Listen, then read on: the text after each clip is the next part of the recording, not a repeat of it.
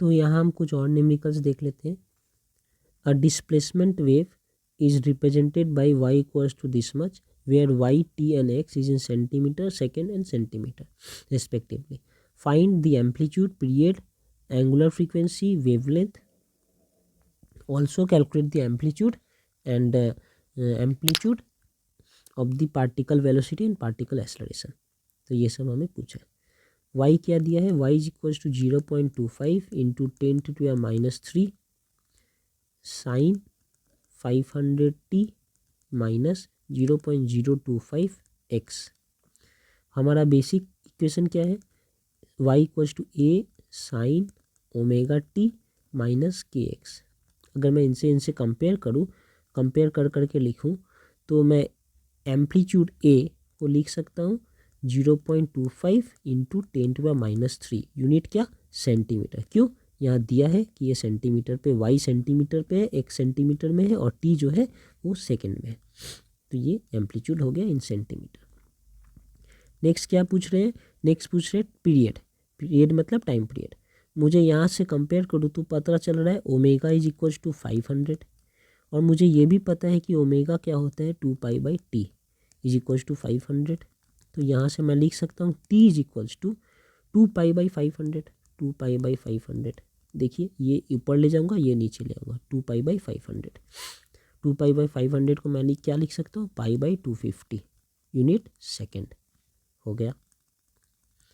Third क्या है, angular frequency. Angular frequency तो ओमेगा होता है, ओमेगा इक्वल्स टू 500 मुझे ऐसे ही दिख रहा है यहाँ से, 500 रेडियन पर सेकेंड, ये इनका यूनिट है। उसके बाद क्या, वेवलेंथ। मुझे पता है k इज इक्वल्स टू, यहाँ से दिख रहा है k इक्वल्स टू, कंपेयर करो तो 0.025, 0.025। और मुझे क्या पता है कि k क्या होता है, k जैसे ओमेगा होता है ना 2π/t, वैसे ही k होता है 2π/λ। लैम्डा क्या है, वेवलेंथ। तो 2π/λ इज इक्वल्स टू 0.025। अब ये 0.025 को मैं ये ऐसे लिख सकता हूँ 1000 डेसिमल हटा दूँ तो ठीक है, लिख सकता हूँ।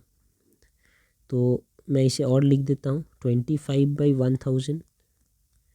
अब ये 25 1 जा, 25 440 जा, ऐसे।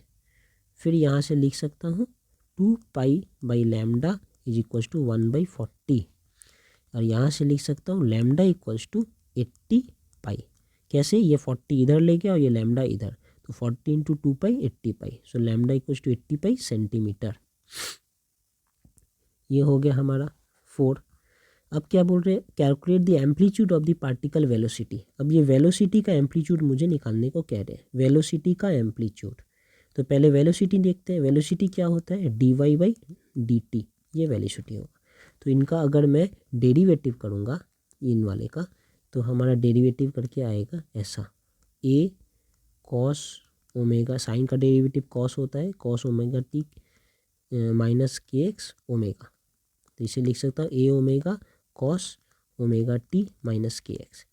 नहीं तो ऐसे भी हम जानते हैं ना, वो सिंपल हार्मोनिक मोशन में पढ़ा था कि omega v equals to a omega cos omega t, तो ये a ओमेगा वहीं से आ रहा है।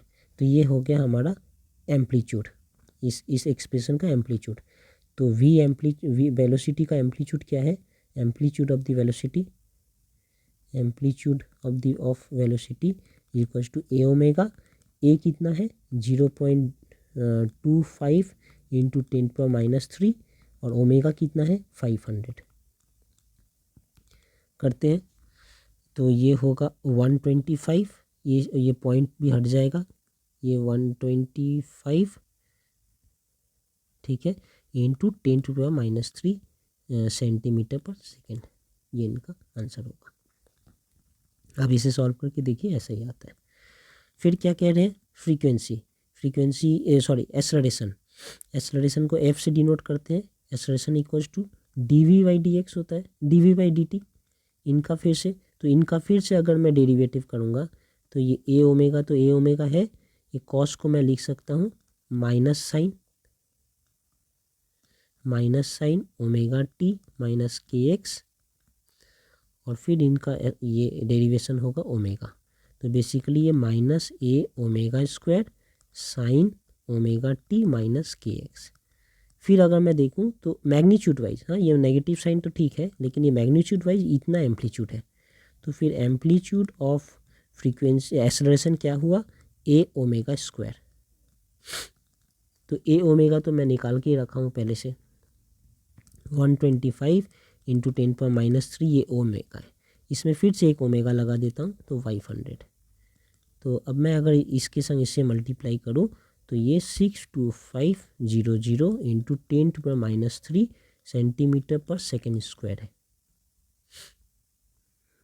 ठीक है, इसे मैं क्या लिख सकता हूँ, 10⁻³ है ना, तो 1 2 3 3 रेस में चले जाएंगे, तो मतलब 62.5 सेंटीमीटर पर सेकेंड स्क्वायर भी लिख सकता हूँ। तो ये हमारा आंसर है, ये हमारा आंसर है। ओके,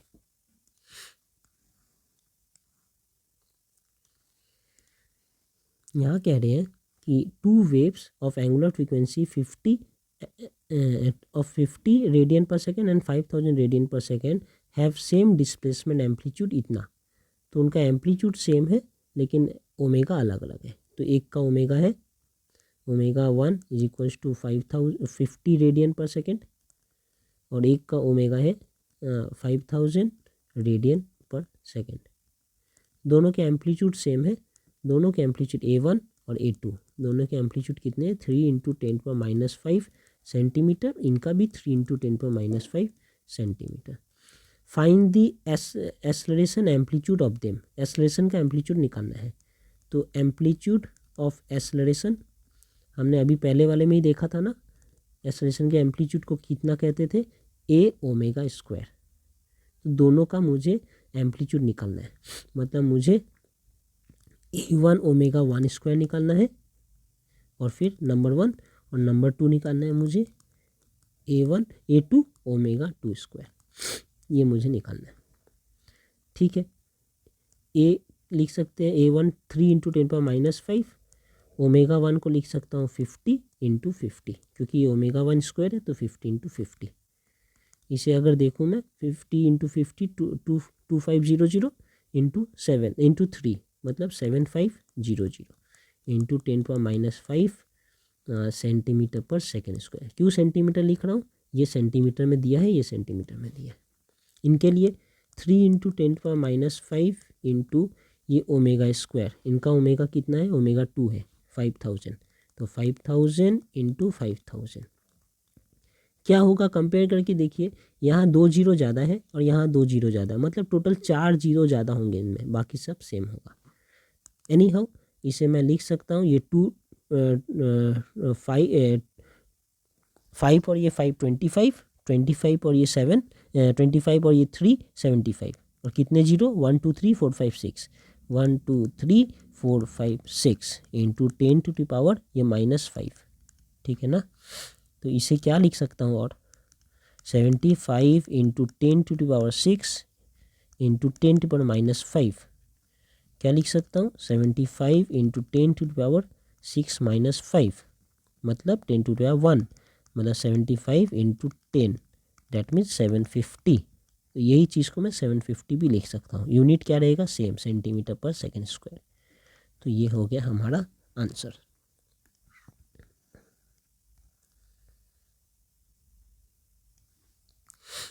यहाँ कह रहे हैं कि for a plane wave in air of frequency 1000 hertz and displacement as this much deduce the velocity amplitude. Velocity का एम्पलीट्यूड निकालना है। ये फ्रीक्वेंसी कितना दिया है, फ्रीक्वेंसी दिया है हमें 1000 हर्ट्ज, और क्या दिया, डिस्प्लेसमेंट दिया है। डिस्प्लेसमेंट का एम्पलीट्यूड ए से डिनोट करते हैं, वो है 0.2 इंटू 10⁻7 मीटर, लेकिन मुझे वेलोसिटी पूछा है।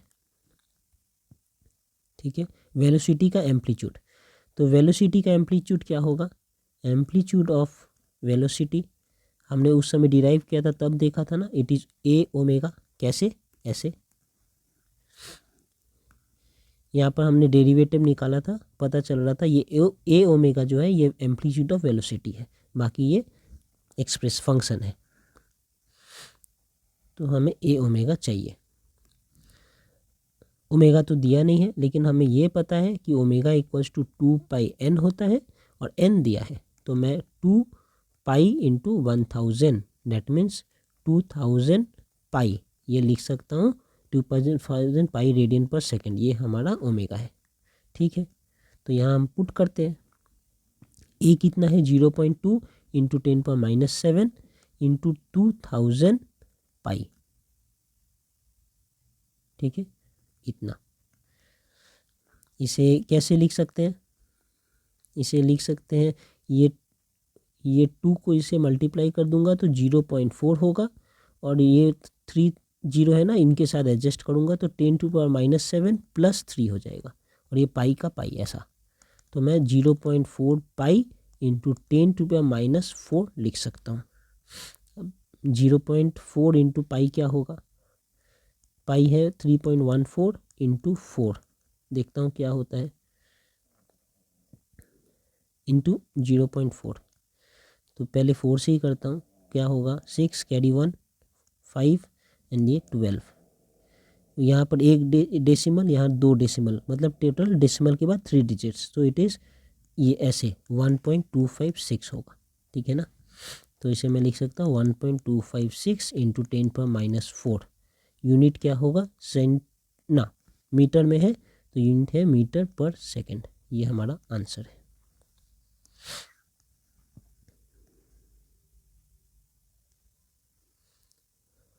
अब अगर यहाँ देखूं तो कह रहे हैं कि equation of progressive wave is in the form, इस फॉर्म में दिया है where y is in micrometre, मतलब 10⁻⁶। ठीक है ना, वाई जो है माइक्रोमीटर में है, एक्स जो है वो मीटर में है, और टी जो है वो टाइम में। वाई है माइक्रोमीटर में, मतलब 10⁻⁶ मीटर। ठीक है, टी जो है ऑब्वियसली सेकंड में देंगे, और क्या देंगे, और एक्स जो है वो है मीटर में।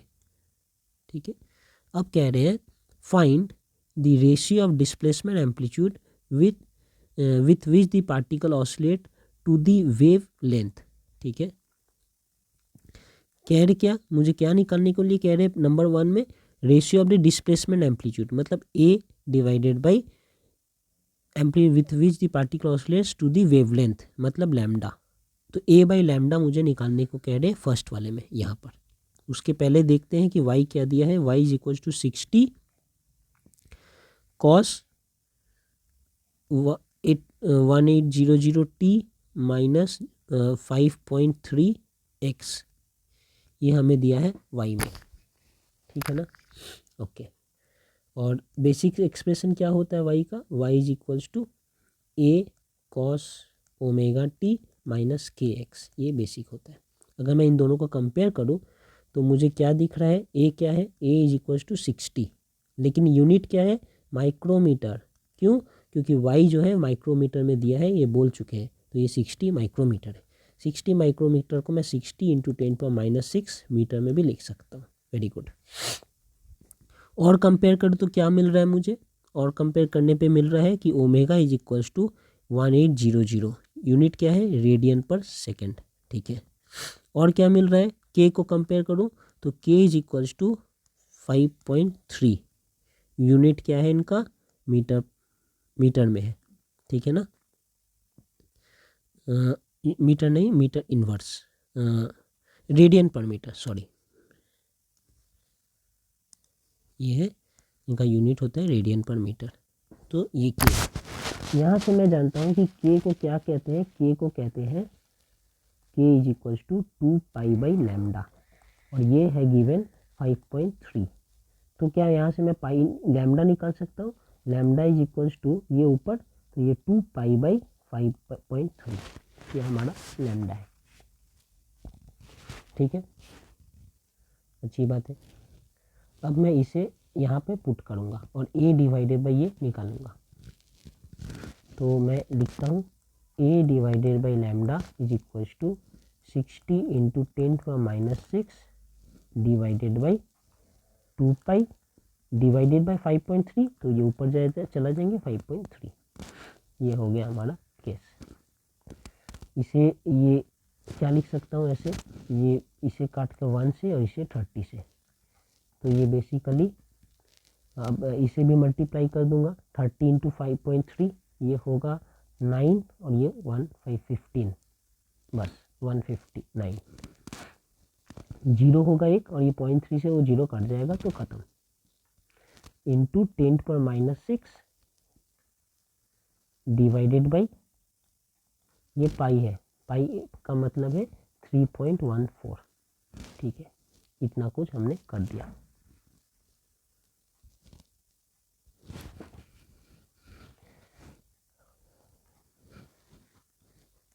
अब इसे सॉल्व करूंगा तो बहुत बड़ा हो जाएगा, लेकिन मैं इसे अगर 3 कंसीडर कर लूँ, 3.14 को अगर 3 कंसीडर कर लूँ तब ये बहुत इजीली कट सकता है, ये 3 1 टाइम्स और ये 3 5 एंड 3 53 टाइम, तो ये अप्रोक्सीमेशन मोटा मोटी चलता है। तो इट इज़ 53 इंटू 10⁻⁻6, ये हमारा रेशियो आ रहा है ए और लैम्डा के बीच में, दोनों ही अब मीटर मीटर में है, तो ये कटकर यूनिटलेस हो गए क्योंकि ये लैम्डा इतना मीटर में था। नंबर 2 क्या बोल रहे हैं, velocity the velocity oscillation amplitude of the particle of the medium and it's ratio with the wave propagation velocity, velocity का एम्पलीट्यूड के साथ वेव प्रोपगेशन का मैग्नीट्यूड। तो एम्पलीट्यूड ऑफ वेलोसिटी क्या होता है, हमने पहले वाले में भी देखा था, ये ए ओमेगा होता है, और उसके साथ मुझे बोल रहे हैं रेशियो निकालने वेलोसिटी ऑफ वेव का, वेलोसिटी ऑफ वेव डब्ल्यू v is equals to n lambda होता है, ये हमें पता है। तो बेसिकली मुझे रेशियो निकालने के लिए कह रहे हैं ओ ए ओमेगा बाई एन लैम्डा का, ठीक है। चलिए ए कितना है 60 इंटू 10⁻⁻6, ओमेगा कितना है, ओमेगा हमने यहाँ निकाल के रख चुके हैं ना, ओमेगा है 1800, लेकिन उससे एक बेटर ऑप्शन है यहाँ पर कि मुझे पता है ओमेगा इक्वल्स टू 2πn होता है, तो ओमेगा बाई एन होगा 2π, तो यहाँ देखिए एक ओमेगा भी एक एन भी है, तो मैं ए बाई लैम्डा जो यहाँ पर आया था ऊपर ऑलरेडी निकाल चुका हूँ, इंटू ओमेगा बाई एन भी कर सकता हूँ। तो बेसिकली मैं वही करूँगा, ये ए बाई लैम्डा, लैम्डा क्या था, ये ए बाई लैम्डा इतना पार्ट ये ऑलरेडी निकाल चुका हूँ, और ये ओमेगा एन जो है वो ये है, मैं इसे ऐसे फिर से लिख सकता हूँ कि A omega by N lambda is equals to A by lambda into omega by N. अब ए बाई लैम्डा मैं निकाल चुका हूँ, ये 53 इंटू 10⁻⁻6 है अप्रोक्स, और ओमेगा बाई एन क्या है 2π है, ठीक है ना। तो अब मैं अगर इसे सॉल्व करूँ तो यहाँ पर क्या था, ये था इतना होल टर्म इंटू 2π था नीचे भी, ठीक है। तो मैं इसे फिर से लिख सकता हूँ ऐसे, 60 बाई लैम्डा था ना, तो मैं इसे फिर से यही लिखूँगा ऐसा। तो एक काम करते हैं, इसे भी हटा देते हैं, मैं ऐसे लिख देते हैं, ये ए कितना है 60 इंटू 10⁻⁻6 डिवाइडेड बाई लैम्डा क्या था 2π इंटू ऊपर कितना 5.3, ऐसा क्यों किया हो, ताकि ये 2π मैं काट दूँ, तो इक्वल्स टू 60 इंटू 5.3 इंटू 10⁻⁻6, इसे तो ईजिली मल्टीप्लाई कर सकता हूँ ना, ये 8 कैरी 1 3 1 इंटू 10⁻⁻6, यही हमारा आंसर हो जाएगा। अब ये भी वेलोसिटी, ये भी वेलोसिटी, तो ये भी है यूनिटलेस।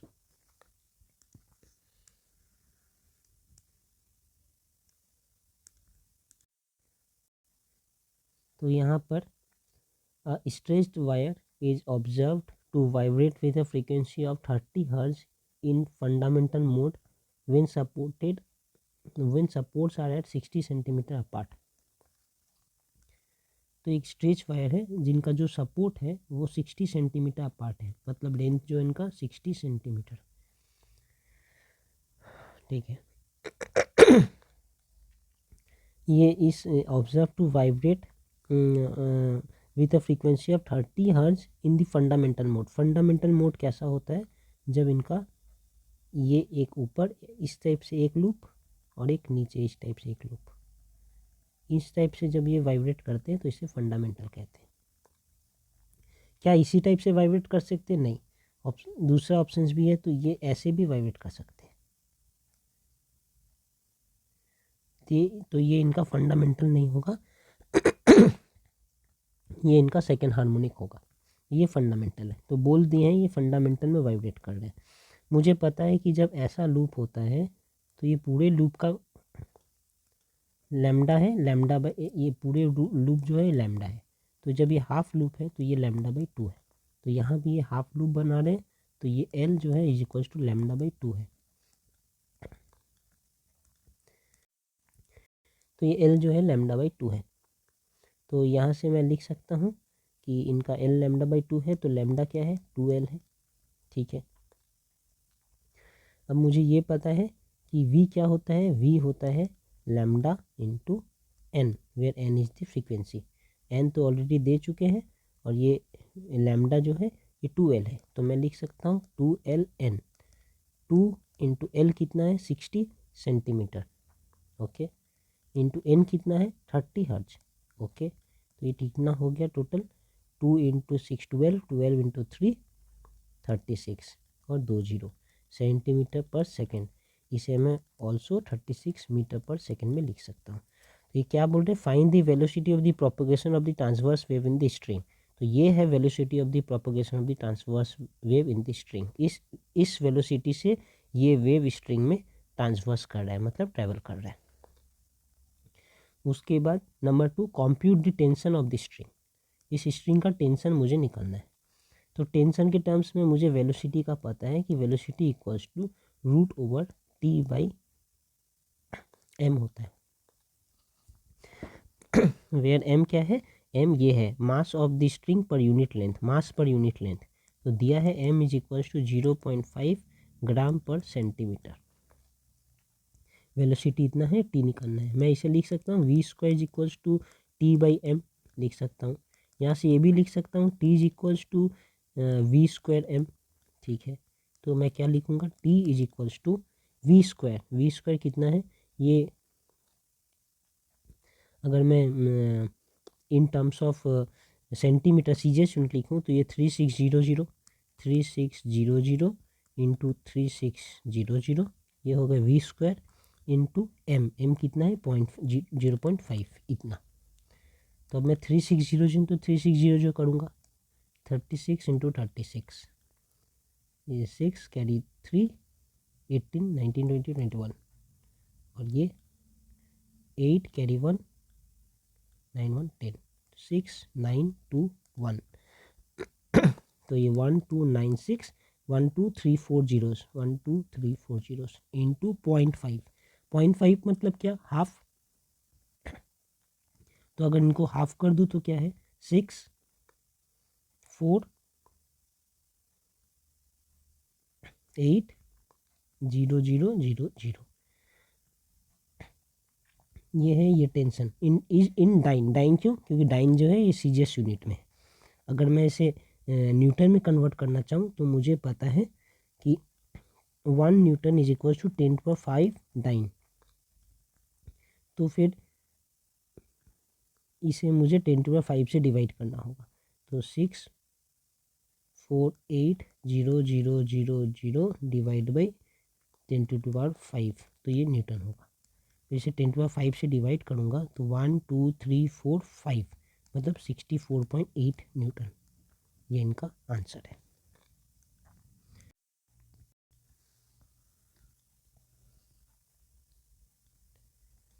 तो यहाँ देख लेते हैं, a sonometer wire 100 centimetre in length has a fundamental frequency of 330 Hz. Find the velocity of propagation of the transverse wave along the wire and wavelength of the resulting sound wave in air.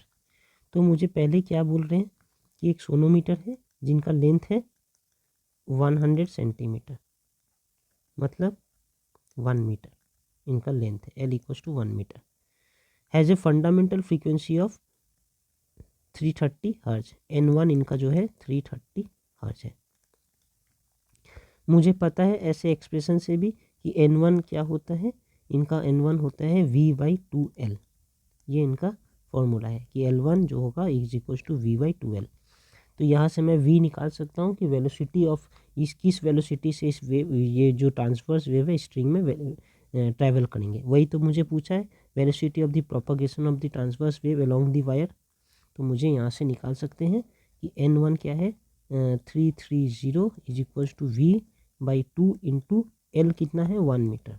therefore V is equal to 2 into 330 is equal to 660 metre per second. ये formula से आ गया। अगर मैं बिना formula का जाऊं तो ये क्या बोल रहे हैं कि फंडामेंटल फ्रीक्वेंसी जो है वो 330 हर्ट्ज है। फंडामेंटल फ्रीक्वेंसी लाने के लिए ये वाइब्रेट कैसे करेगा, ये इस टाइप से एक लूप बनाकर वाइब्रेट करेंगे यहाँ और ऐसे। मुझे पता है लैम्डा के टर्म्स में अगर देखूं तो ये λ/2 है, यहाँ से यहाँ का ये डिस्टेंस जो है λ/2 है। क्यों? क्योंकि अगर स्टेशनरी वेव ऐसा होता है तो ये पूरा होता है लैम्डा, तो इसका एक लूप क्या होगा λ/2। तो क्योंकि ये एक लूप है यहाँ पर, ये λ/2। और एक लूप क्यों है, क्योंकि ये फंडामेंटल है। अगर ये फंडामेंटल के बाद अगर सेकेंड हार्मोनिक होता तो कैसा होता, उस समय ये ऐसा होता। वायर इतना ही है लेकिन लूप इनका ऐसा बन रहा है, एक लूप ऐसा और एक लूप ऐसा, मतलब दो लूप बन रहे हैं। तब ये लेंथ इतना ही रहता है L, लेकिन ये लैम्डा हो जाता पूरा। तो L is equal to lambda होता है उस केस में। यहाँ पर L इक्वल टू λ/2 है, तो L इक्वल टू λ/2। यहाँ से मैं लैम्डा इक्वल टू 2L लिख सकता हूँ। 2L मतलब 2 into 1 equal to 2 metre. Lambda निकल गया। मुझे पता है V क्या होता है, V is equal to N lambda. N कितना है, N दिया है 330 एंड 2, ये लैम्डा कितना है 2, that means 660 metre per second. तो मैं इसे फॉर्मूला से भी निकाल सकता हूँ और ऐसे भी सॉल्व करके निकाल सकता हूँ। हमारा ये पहला हो गया। दूसरा क्या है, wavelength of the resulting air sound in air. जब ये साउंड जब मैं वाइब्रेट करूँगा तो यहाँ से जो साउंड निकल रहे इस स्ट्रिंग से वो एयर में भी पास करेंगे। एयर का वेलोसिटी दिया है और साउंड का फ्रीक्वेंसी 330 हर्ज है। तो मुझे पूछ रहे हैं कि वेलोसिटी ऑफ द ये वेवलेंथ ऑफ द साउंड क्या होगा एयर में। तो मुझे पता है कि velocity in air is equals to wavelength in air into frequency in air. अब बात यह है कि frequency in air is equals to frequency of wire, क्योंकि जो फ्रीक्वेंसी है ना वो मीडियम पर डिपेंड नहीं करता। Frequency does not depend on medium. इसका मतलब कि अगर आप एक पानी के नीचे भी जाकर एक गिटार बजाएंगे तो इसके साउंड जब ऊपर आएंगे ना तो वो भी सेम फ्रीक्वेंसी में आएंगे। तो यहाँ पर जो फ्रीक्वेंसी होगा यहाँ पे वही फ्रीक्वेंसी होगा। तो और स्ट्रिंग में जो फ्रीक्वेंसी है वही फ्रीक्वेंसी वाटर में आएंगे, वही फ्रीक्वेंसी एयर में आएंगे। तो यहाँ भी ये स्ट्रिंग में जो फ्रीक्वेंसी है वही फ्रीक्वेंसी स्ट्रिंग से निकल कर एयर में आएंगे और वही फ्रीक्वेंसी हर जगह रहेगा। सो फ्रीक्वेंसी जो है वो चेंज नहीं हो रहा। तो ये वी एयर तो दिया है कितना, वी एयर दिया है 300 metre per second. So 300 metre per second is equals to lambda air मुझे निकालना है वेवलेंथ, और फ्रीक्वेंसी इन एयर कितना है ऑलरेडी 330 हर्ज है। तो 330 हर्ज, यहाँ से lambda air is equals to 300/330, that means ये 0 0 काट दूँ तो इट इज़ 10/11। 10/11 को क्या लिख सकता हूँ, 0 पॉइंट देकर 0, फिर 99, फिर 1, फिर 0, फिर 0 0, फिर 9, फिर 99 like this. So it is basically equals to 0.909 hertz. Sorry, ये किस यूनिट में है, मीटर।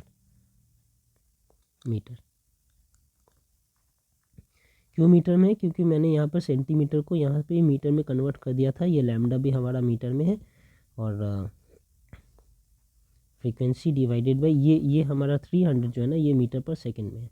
तो मीटर पर सेकेंड इंटू ये सेकेंड, सो ये हो जाएगा मीटर।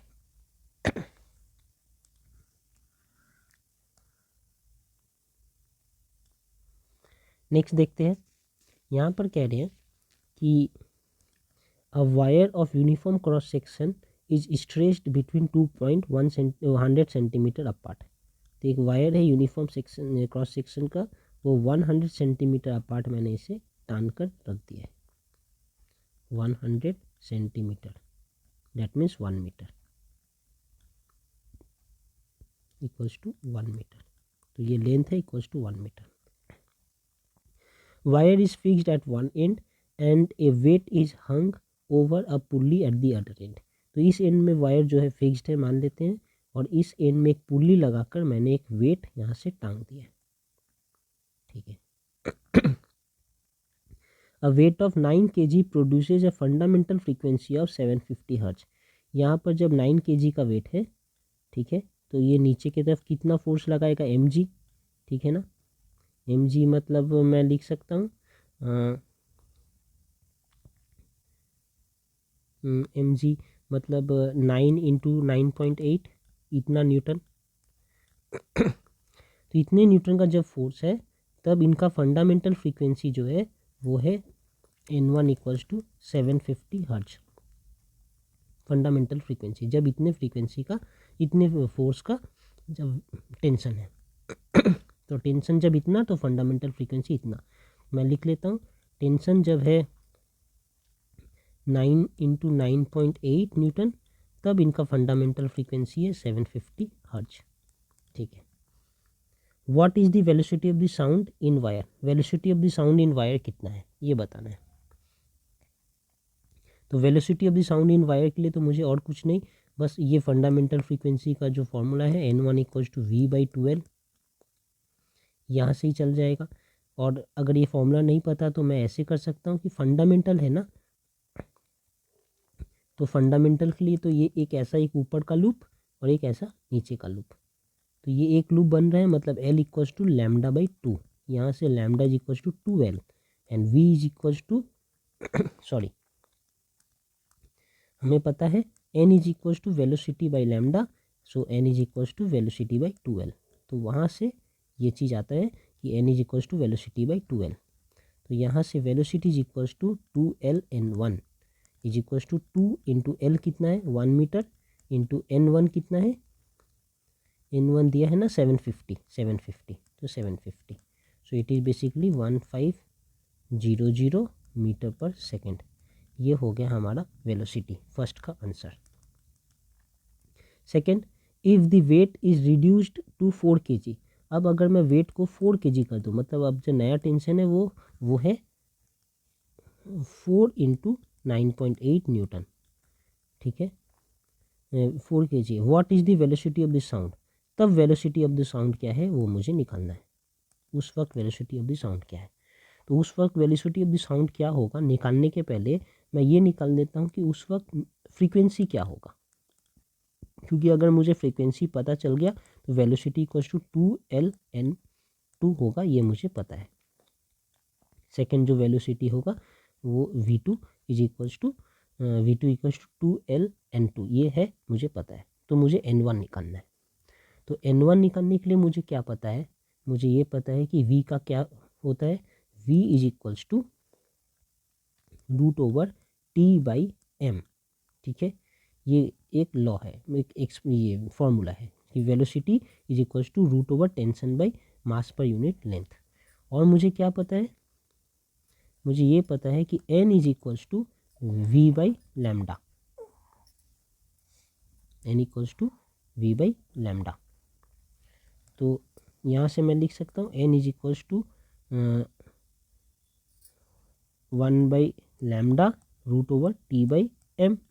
ठीक है, तो अगर सब कुछ सेम है तो n is directly proportional to √T, ये यहाँ से लिख सकते हैं इस एक्सप्रेशन से, ये n is directly proportional to √T। तो फिर वही करते हैं कि अब n1/n2 is equals to √T1/√T2। ठीक है, यहाँ से फिर क्या करना है, n1 मुझे पता है 750, n2 मुझे नहीं पता, is equals to root T1 कितना है 9 इंटू 9.8, 9 इंटू 9.8, और T2 कितना है 4 इंटू 9.8, ये 9.8 9.8 कट गया तो ये रूट 9/√4 दैट मीन्स 3/2। तो यहाँ से लिख सकता हूँ कि N2 इज इक्वल्स टू, ये N2 इधर गया 2 इंटू 750 डिवाइड बाई 3, ये 3 और ये 250 से कटता है तो इट इज़ 500। तो हमारा N2 जो है वो 500 है। तो अगर N2 500 है then therefore V2 is equals to 2 into L into N2 is equals to 2 into L कितना है 1 मीटर इंटू N2 कितना है 500, तो it is equals to 1000 metre per second. तो जब यहाँ पर टेंशन जो है वेट जो है 9 kg की जगह जब मैं 4 kg लगा दूंगा तो इनका velocity of the sound on this wire through this wire is 100 metre per second. फिर क्या पूछ रहे हैं, what is the wavelength and frequency of sound. अब वेवलेंथ और फ्रीक्वेंसी ऑफ द साउंड मुझसे पूछ रहे हैं, तो वेवलेंथ क्या होगा, दोनों ही केस में देखिए वेवलेंथ क्या है, वेवलेंथ यहाँ पर भी फंडामेंटल में वाइब्रेट करे, यहाँ पे फंडामेंटल में, इस केस में फंडामेंटल वाइब्रेट, अभी तो मैंने ये फॉर्मूला लिया है। तो देखिए एक वायर ऐसा है और वो फंडामेंटल में वाइब्रेट करता है,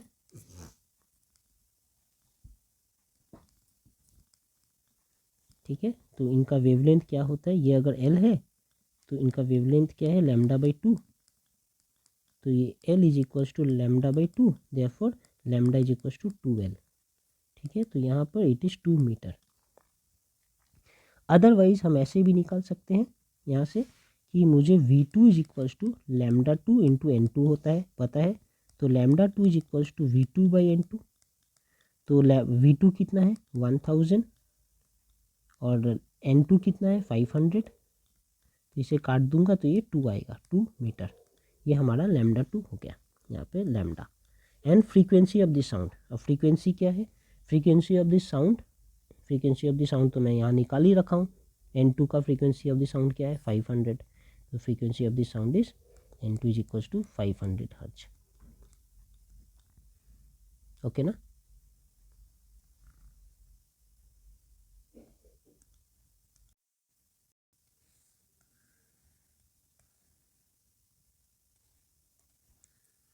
यहाँ कह रहे हैं कि when two tuning forks are sounded together 20 beats are produced in 8 second. तो दो ट्यूनिंग फॉर्क को जब एक साथ मैं साउंड कर रहा हूँ तो बीट फ्रीक्वेंसी कितना है, beat frequency 20 beats in 8 second, that means it is 5/2, that means 2.5 hertz. तो दो ट्यूनिंग फोक के बीच में जो फ्रीक्वेंसी डिफरेंस है वो है 2.5 हर्ट्ज का, okay. After loading one of the tuning fork with little wax they produce 32 beats per 8 second. तो थोड़े लोडिंग करने के बाद किसी एक ट्यूनिंग फोक में मैंने ये कर दिया, वैक्स लगाकर उनका वेट बढ़ा दिया। लोडिंग करने से क्या होता है, लोडिंग करने से फ्रीक्वेंसी जो है घटता है, क्योंकि अगर मैं लोडिंग कर दूंगा इन पे वैक्स या कुछ लगाकर तो फ्रीक्वेंसी उस ट्यूनिंग फॉक का घट जाएगा। तो frequency is now 32/8, that means 4 hertz, ठीक है। अब आप ये सोचिए कि ये इनका फ्रीक्वेंसी मान लीजिए ज़्यादा है, इनका कम है। अब मैं अगर इस पर लोडिंग कर दूंगा तो इनका फ्रीक्वेंसी और घट जाएगा, तो इनका डिफरेंस क्या है और बढ़ जाएगा, तो डिफरेंस बढ़ जाएगा तो बीट फ्रीक्वेंसी बढ़ जाएगा। इसका मतलब ये कम छोटा फ्रीक्वेंसी वाला लो फ्रीक्वेंसी वाले ट्यूनिंग फॉक पे लोडिंग हुआ है।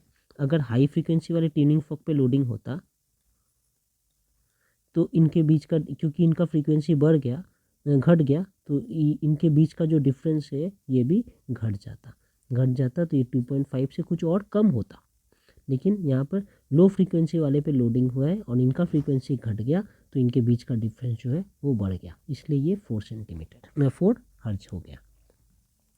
तो मैं ये मान सकता हूँ ये N1 ये N2, तो N1 is greater than N2, N1 is greater than N2, therefore, और N2 पे लोडिंग हुआ है, therefore N1 minus N2 is equals to, ये पहले वाले से आऊँ तो 2.5, अब क्या कह रहे हैं, if the unloaded fork has frequency 512, unloaded कौन सा था, N1, तो N1 का अगर 512 है तो N2 का कितना है ये बताइए, calculate the frequency of the other. तो 512 minus N2 equals to this, और 512 minus 2.5 is equals to N2, और N2 is equals to 509.5 hertz. ठीक है ना, इस तरीके से आप समझ सकते हैं। नहीं आए एग्ज़ाम में तो आप ऐसे भी सोच सकते हैं, जस्ट थॉट प्रोसेस के लिए एक फट से एक एग्जाम्पल ले लीजिएगा कि एक 100 है, एक 105 है, ठीक है, और किसी पे भी लोडिंग कीजिए। मान लीजिए मैं 105 पे लोडिंग कर रहा हूँ तो इनका फ्रीक्वेंसी अब क्या है, 103 हो गया, और ये 100 ही है, तो इनके बीच का डिफरेंस क्या है, पहले था 5, अब है 3, तो क्या हुआ, क्या मेरे आंसर के संग मैच कर रहे हैं, क्या फ्रीक्वेंसी बढ़ रहा है, आंसर कह रहा है नहीं नहीं बढ़ रहा है, तो ये गलत है, मतलब मैंने कम फ्रीक्वेंसी वाले पे लोडिंग किया है, मतलब जिस पे भी मैंने लोडिंग किया उनका फ्रीक्वेंसी कम है, तो मैंने 100 पे लोडिंग किया इसका मतलब, और इनका तब इनका फ्रीक्वेंसी जो है ये 100 है, ये 100 है, मान लीजिए ये 100 है, ये लोडिंग करने के इनका फ्रीक्वेंसी घट के 98 हो गया, और ये 105 ही था। अब इनके बीच का फ्रीक्वेंसी डिफरेंस क्या है, अब ये 7 है, तो ये हमारा इस केस के संग मैच कर रहा है, मतलब हमने लो फ्रीक्वेंसी वाले पे लोडिंग किया था, तो इसलिए मैंने N2 पे लोडिंग किया और N2 is less than N1, N2 is less than N1, so N1 minus N2 is 2.5। कहाँ से आ रहा है, ये वाले से, इनिशियल बिना लोडिंग किए भी N1 माइनस N2 2.5 था, ये लिखा ही है ना। ट्यूनिंग फॉर्क को जब हमने एक साथ साउंड किया था तो वो 20 बीट्स पर H second, that mean N1 2.5 पे वाइब्रेट कर रहा था, तो N1 माइनस N2 2.5, इसमें से एक जिस पे अनलोडेड है उनका फ्रीक्वेंसी दिया है 512, अनलोडेड कौन सा हमारा N1, तो N1 है 512, N2 मैंने निकाल लिया इसे, तो इस तरीके से हम समझ सकते हैं।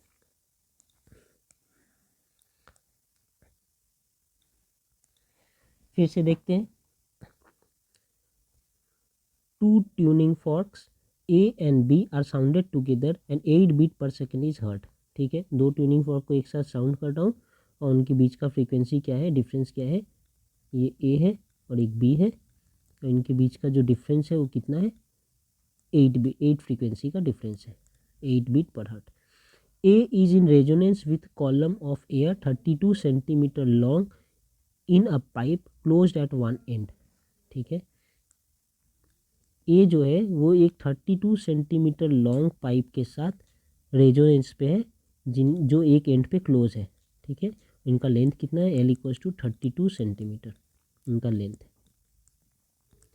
इसके साथ ये रेजोनेंस पे है। ठीक है, तो ए का फ्रीक्वेंसी अगर रेजोनेंस पे, मतलब ए का फ्रीक्वेंसी इसके फंडामेंटल फ्रीक्वेंसी के साथ मैच करे। इनका फंडामेंटल क्या होता है, हमने पहले भी देखा, इनका फंडामेंटल ऐसा होता है।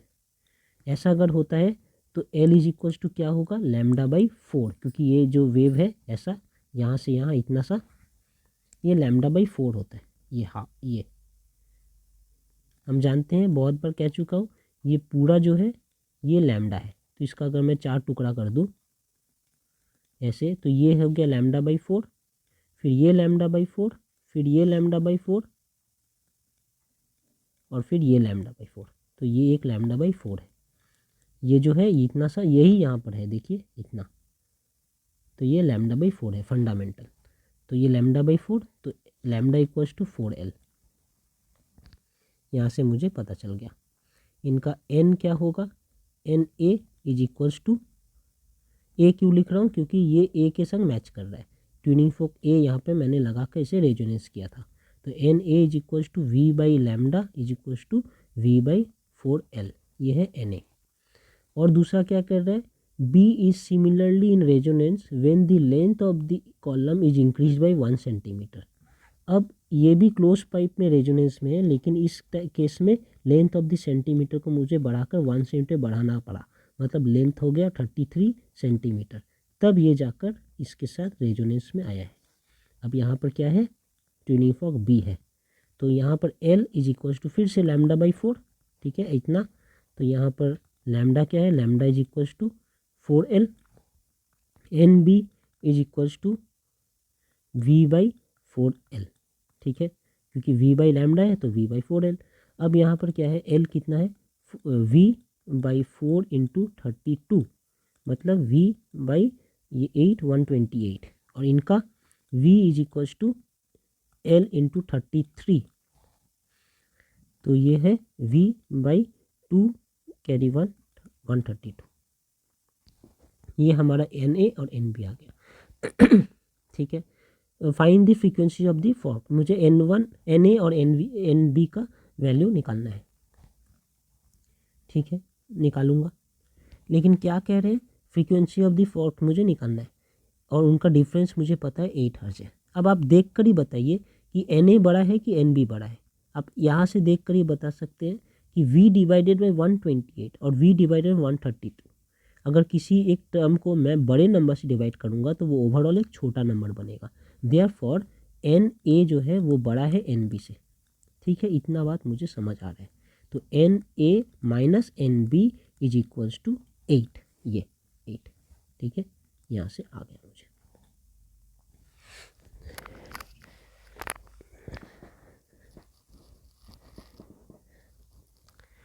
ठीक है, और यहाँ पर मैं लिख सकता हूँ ये Na के जगह V बाई 128, तो मैं वही लिख दूंगा V by 128 minus V by 132 is equals to 8। यहाँ से मैं V कॉमन लेकर 128 माइनस 132 इज इक्वल्स टू 8। यहाँ से फिर एलसीएम लेकर 132 minus 128 divided by 128 into 132 is equals to 8 equals to V into, इनका डिफरेंस कितना है 4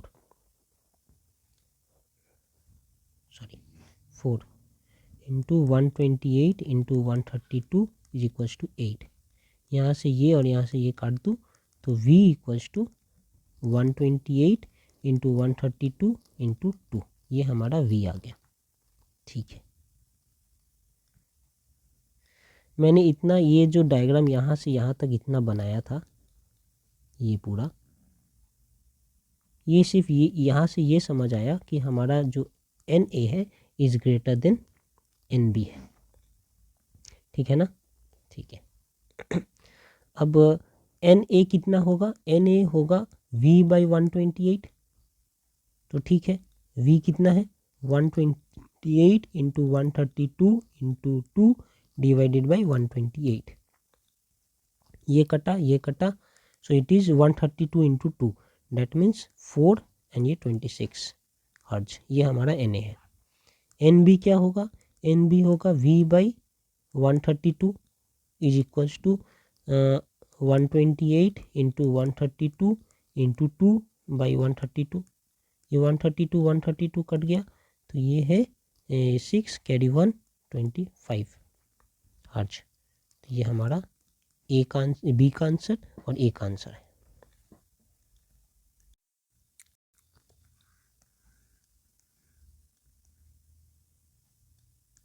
यहाँ देखते हैं, two similar organ pipes when sounded together give 7 beat per second. ठीक है, if their lengths be in the ratio of 50 to 51, calculate their frequencies. तो दो ऑर्गन पाइप है,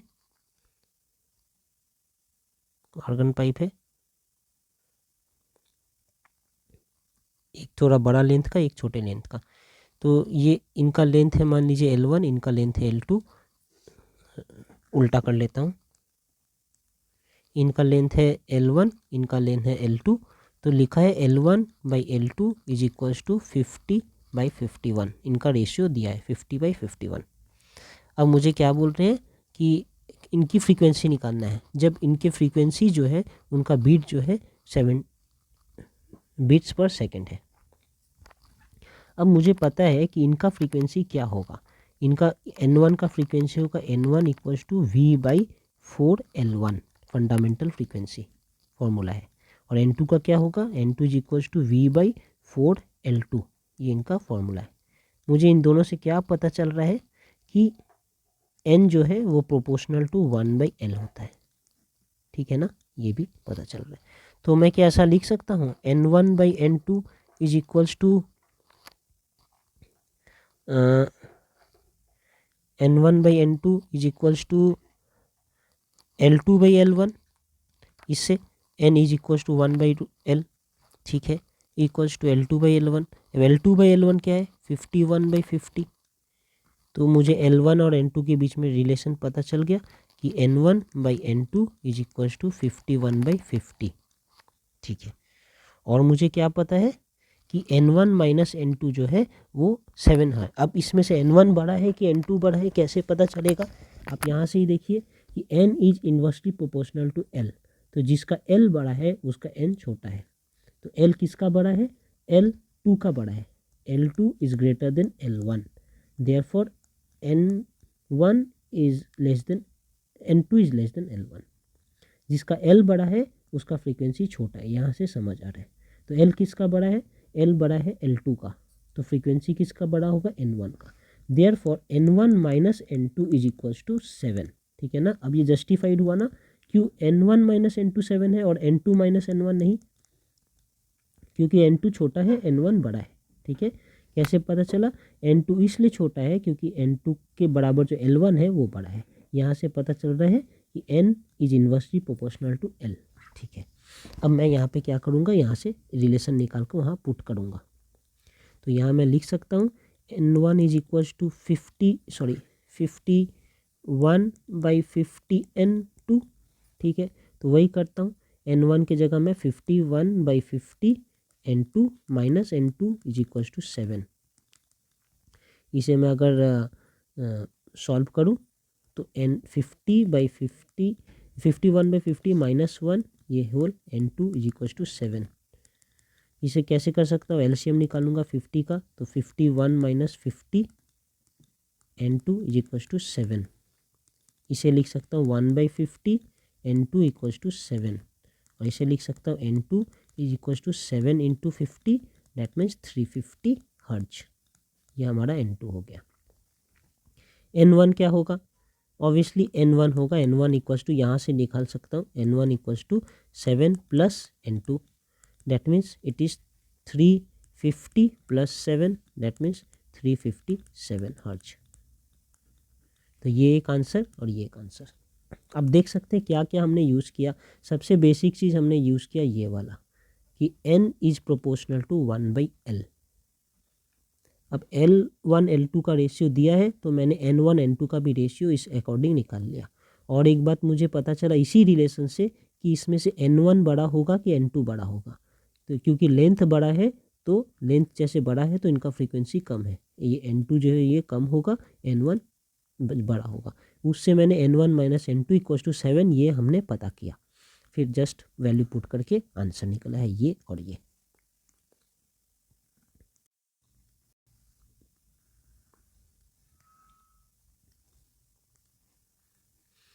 यहाँ कह रहे हैं कि ए whistle emitting a sound of frequency 440 Hz is tied to a string of 1.5 meter length and rotates with an angular velocity of 20 radian per second in the horizontal plane।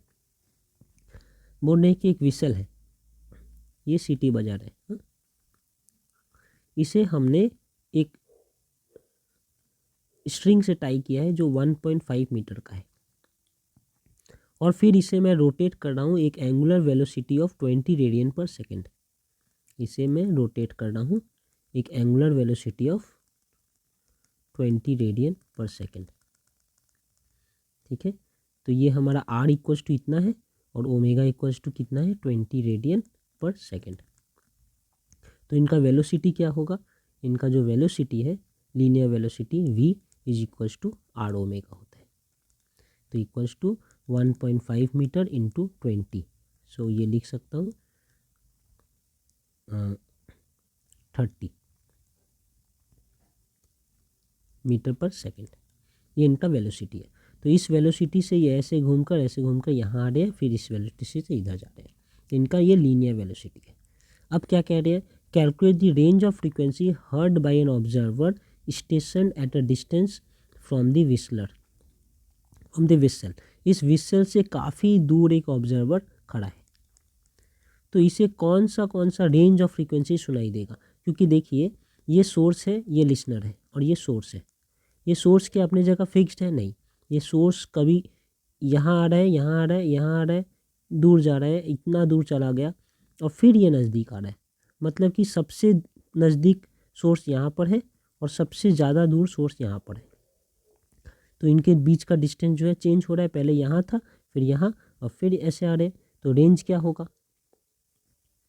तो मैं ऐसा पकड़ लेता हूँ कि सोर्स जब मान लीजिए कि इस डायरेक्शन में घूम रहे हैं और ये ए है और ये बी है, ये पॉइंट, ठीक है, ये पॉइंट बी है।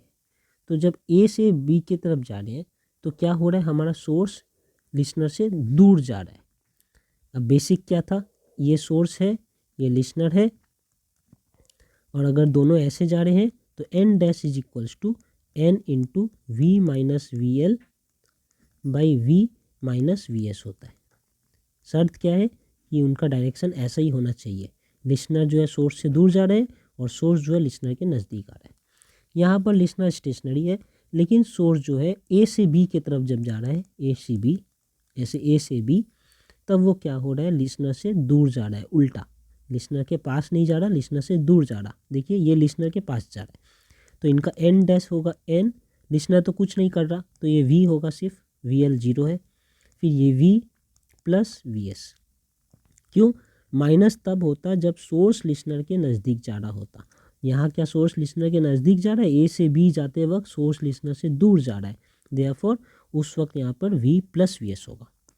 फ्रीक्वेंसी निकालते हैं, इनका ओरिजिनल फ्रीक्वेंसी कितना है, 440 हर्ज है, तो 440 इंटू वेलोसिटी तो वी का नहीं दिया है, तो जब नहीं दिया है तो हम इसे 330 ले लेंगे। V in air is 330 metre per second, और फिर ये 330 प्लस किस वेलोसिटी से इधर जा रहे हैं हमने निकाल के रखा है, लीनियर वेलोसिटी इनका 330 मीटर है, तो ये 30, सो it is 440 into 330 divided by 360, ठीक है। ये 0 0 काट देते हैं, ये 11 और ये 12, फिर ये 4 से काट सकते हैं, 4 1 1 0 और ये 4 3, तो बेसिकली 110 इंटू 11 डिवाइडेड बाई 3 ये होना चाहिए।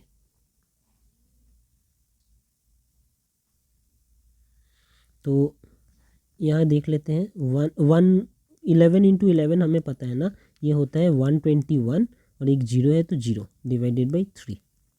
अब इसे अगर मैं सॉल्व करूँ तो ये क्या होगा, 4 फिर 0 फिर 3.33 इतना हर्ज। तो ये हो गया जब ए से बी की तरफ जा रहे हैं।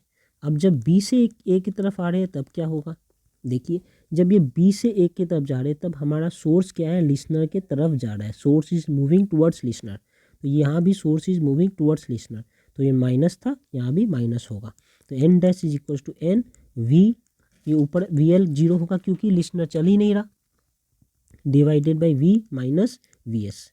क्यों माइनस, समझ आया, सोर्स जो है वो लिसनर के नज़दीक जा रहा है, यहाँ भी सोर्स लिसनर के नज़दीक जा रहा है इसलिए माइनस, तो ऐसा। अब यहाँ 440 इंटू वी क्या है, 330 हमने लेट कर लिया, बाई 330 माइनस वी एस कितना है, वी एस फिर से निकाल के रखे ना, सोर्स ही तो इधर जा रहा है, एंगुलर वेलोसिटी ऐसे बनाकर, तो इस तरह से ऐसे जब जाएंगे तो उनका वेलोसिटी 30 मीटर पर सेकेंड ही है, तो 30 मीटर पर सेकेंड। तो ये 440 इंटू 330 डिवाइडेड बाई 300, ठीक है। ये एक एक जीरो काट देते हैं, ये जीरो एक और एक जीरो यहाँ से भी काट देते हैं, ये एक और ये 11, सो इट इज़ 44 इंटू 11, क्या होगा 44 इंटू 11, 11 4 जा 4 कैरी 4, 11 4 जा 44 एंड 4 48, सो इतना हर्ज। तो इस लिसनर को किस रेंज में फ्रीक्वेंसी सुनाई देगा, 403.33 से लेकर 484 हर्ट्ज तक, इस रेंज में उनको फ्रीक्वेंसी सुनाई देगा, ठीक है ना। तो this is the range of frequency which will be heard by a observer.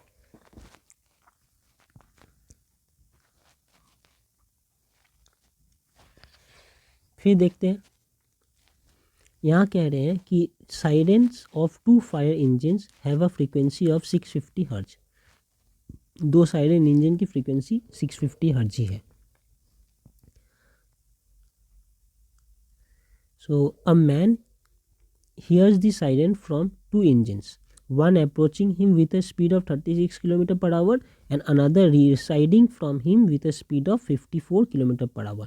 What is the difference in the frequency of the two siren heard by the man? Okay तो man मान लीजिए बीच में खड़ा है, यहाँ पर मैन खड़ा है, ये हमारा कौन है? लिसनर। और एक सायरन जो है यहाँ पर है जो 650 हर्ट्ज फ्रीक्वेंसी निकाल रहा है और 36 किलोमीटर पर आवर की स्पीड से अप्रोच कर रहा है मैन की तरफ। और एक और सायरन है यहाँ पर सोर्स जो भी 650 हर्ट्ज का फ्रीक्वेंसी निकाल रहा है लेकिन 54 किलोमीटर पर आवर की स्पीड से मैन से दूर जा रहा है।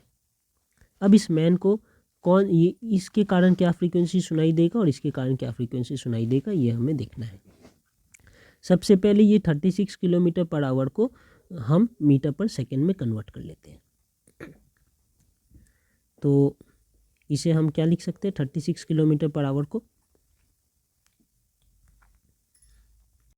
ये देखिए वेलोसिटी जो है वो 36 किलोमीटर पर 1 आवर है।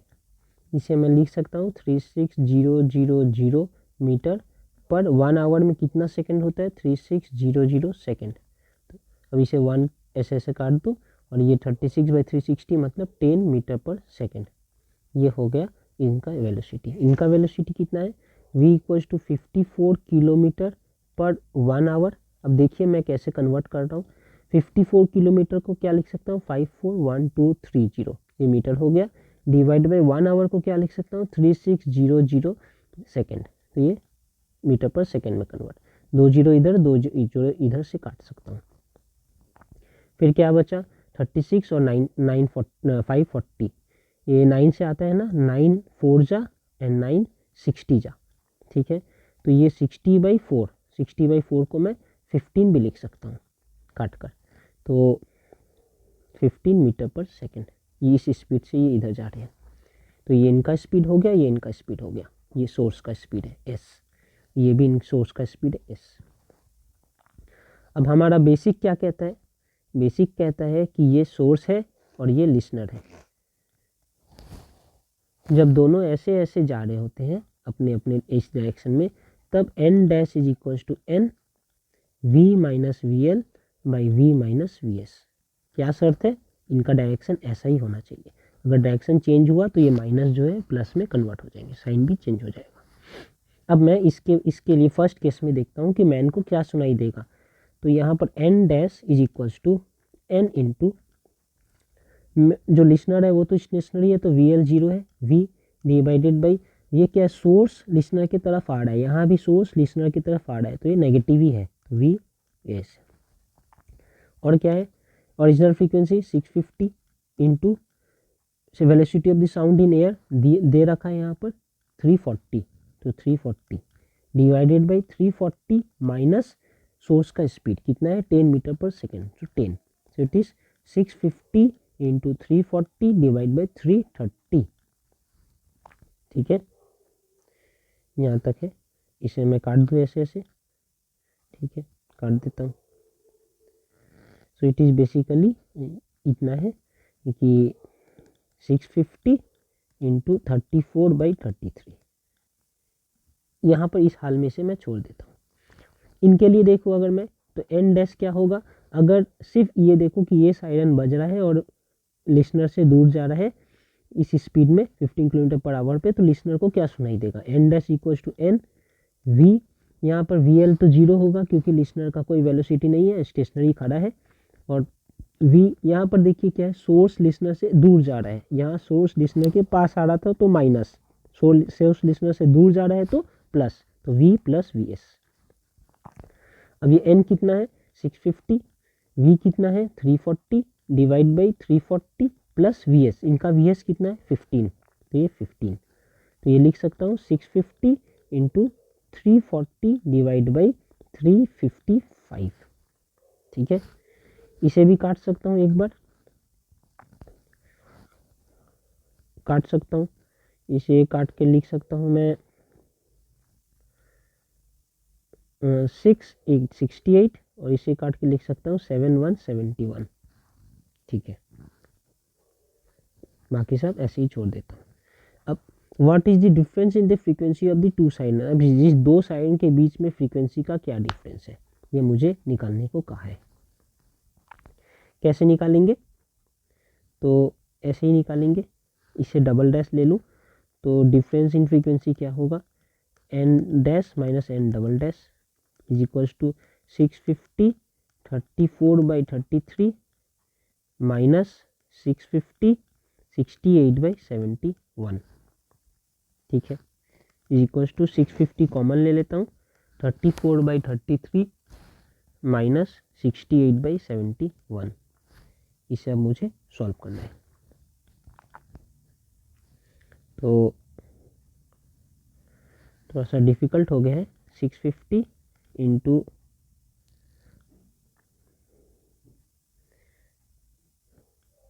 33 इंटू 71 और यहाँ पर होगा, अच्छा ये मैं कॉमन भी ले सकता हूँ ना, 34 और 68 है तो यहाँ मैं कॉमन ले लेता हूँ पहले इसे इजी करने के लिए, ठीक है। तो मैं अगर कॉमन ले लूँ यहाँ से 34 कॉमन ले लूँ तो ये हो जाएगा 1/33 माइनस 2/71, अब बहुत हद तक इजी है, 650 इंटू 34 और इनका हो गया 71 और 33 ये, तो यहाँ 71 माइनस यहाँ पर होगा 2 इंटू 33 मीन 66, ये क्या कर रहा हूँ मैं, एलसीएम लेकर जो सॉल्व करते हैं वैसा, is equals to 650 into 34 into 71 minus 66, तो ये है 5 डिवाइड बाई 71 इंटू 33, इतना आ रहा है, ठीक है, इज इक्वल्स टू करते हैं, कोई ऑप्शन नहीं है, 650 इंटू 34 क्या है, 0 कैरी 2 2 कैरी 2 32, ठीक है,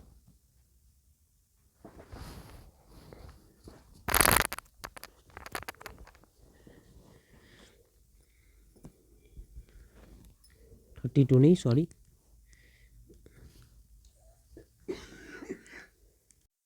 फिर से देख लेते हैं एक बार,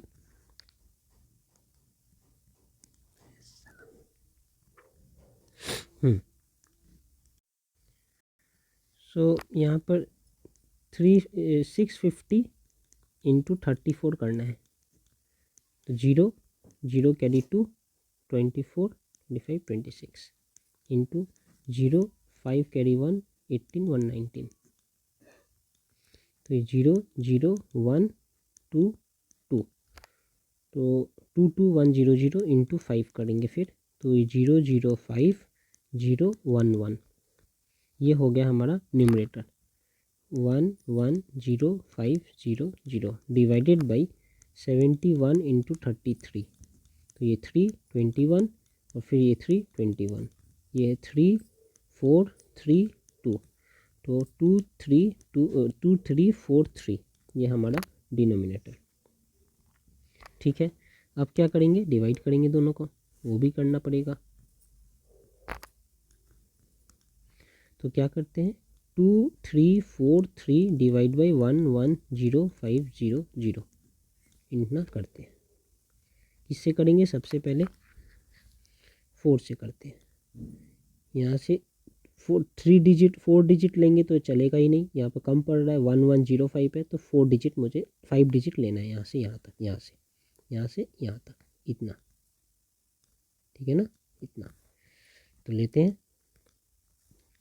4 3 2 कैरी 1 16 7 कैरी 1 12 3 कैरी 1 8 1 9, ठीक है, इनका क्या होगा 8, यहाँ पर 7, ये 6 और ये 1, एक 0 तो यहाँ से ऑटोमेटिकली आ गए। अब ये किससे जाएंगे, ये देखिए 7 से लिखो तो 14 आता है और ये 2, तो ये 7 से जा सकते हैं, 7 है यहाँ पर 1 कैरी 2 28 29 30 0 कैरी 3, फिर 7 से 21, कैरी 3 4, कैरी 2, ये 16, 14, 15, 16 ऐसे। तो 47 यहाँ पर आया। कितना रिमाइंडर आ रहा है? रिमाइंडर हमारा आ रहा है यहाँ पर 9, फिर 7, फिर 3, बस इतना ही। तो एक डेसिमल देकर मैं एक ज़ीरो लिख सकता हूँ। अब ज़ीरो लिखूँ तो ये किससे जाएगा? 1 से। 2 3 4 3, कुछ भी आए कोई बात नहीं, लेकिन 47.1 है ये आंसर। तो इसको दिस इज इक्वल्स टू 47.1, ठीक है, हर्ट्ज। तो ये है इसका आंसर। इतना डिफरेंस उन्हें सुनाई देगा दो फ्रीक्वेंसी के बीच में।